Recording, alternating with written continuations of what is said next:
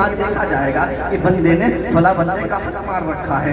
اب کیا ہوگا کہ ہم جو کم ہی نیکیاں نام امان اکٹھا کر رکھی ہے ان نیکیوں کو اب اس بندے کا جس کا ہم نے حق مارا ہے اس کے نام امان میں دے دیا جائے گا. اے فرشتے اس کے نام امان میں اس کی نیکیاں کو دے دو, کیونکہ اس زمانے میں اس نے ظلم کیا تھا. یہ غریب تو تھا, ظلم سہ لیا, نہیں کر سکتا تھا, لیکن اب قیامت کا منظر ہے. اب یہاں میری حکومت چل رہی ہے اور میں سب کو یہاں انصاف دینے والا ہوں. اور جب نیکیاں ختم ہو جائے گی, ہم نے کئیوں کا حق مار رکھا ہے, کئیوں ہم نے حق کو اپنے ذمہ کر رکھا ہے. جب ہمارے نیکیوں کا تبادلہ کیا جائے گا, کچھ نیکیاں اس فلاں صاحب کے نام اعمال میں دیا جائے گا, کچھ نیکیاں فلاں صاحب کو دیا جائے گا, کچھ نیکیاں فلاں صاحب کو دے دیا جائے گا. اسی طرح ہماری نیکیاں ختم ہو جائے گی.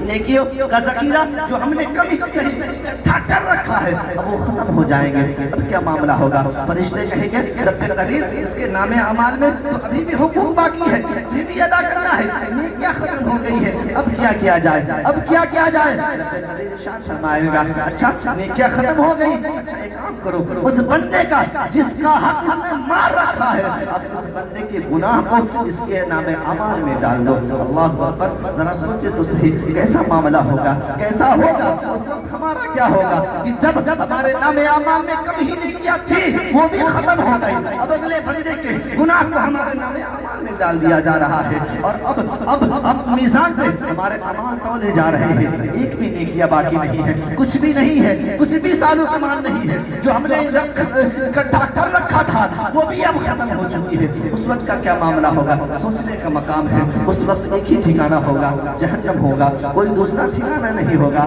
ہمیں اپنی غلطیوں کا ازالہ کرنا ہوگا, غلطیوں کی تلافی کرنی ہوگی, ہم اپنے غلطیوں کا بھگتان کرنا ہوگا, جہنم کے آگ میں جلنا ہوگا. اس لیے میرے عزیز یہ سوچنے کا مقام ہے. اور جب تک ہماری آنکھیں کھلی ہوئی ہیں اس وقت تک ہم اپنے رب کو منا لیں, ہم اپنے رب کی بارگاہ میں کریہ وزاری کر لیں, ہم اپنے رب کی بارگاہ میں جھک جائیں. کسی بندے کا حق مار رکھا ہے تو اس بندے کے حق کو لوٹا دیں اور دوبارہ کسی بندے کا حق نہ مارے.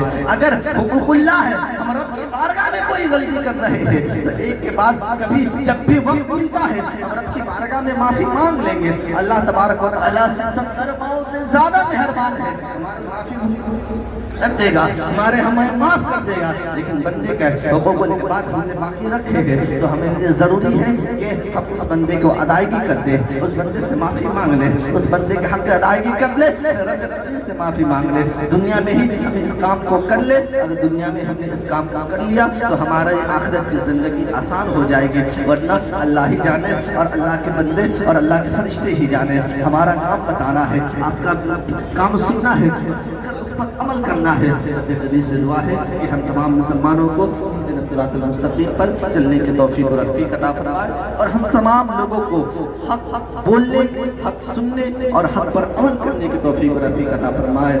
میرے ساتھ آپ بھی پڑھ لیں, استغفر اللہ ربی من کل ذنب واتوب الیہ, ما علینا الا البلاغ, واخر دعوانا الحمد للہ رب العالمین. السلام علیکم ورحمۃ اللہ وبرکاتہ.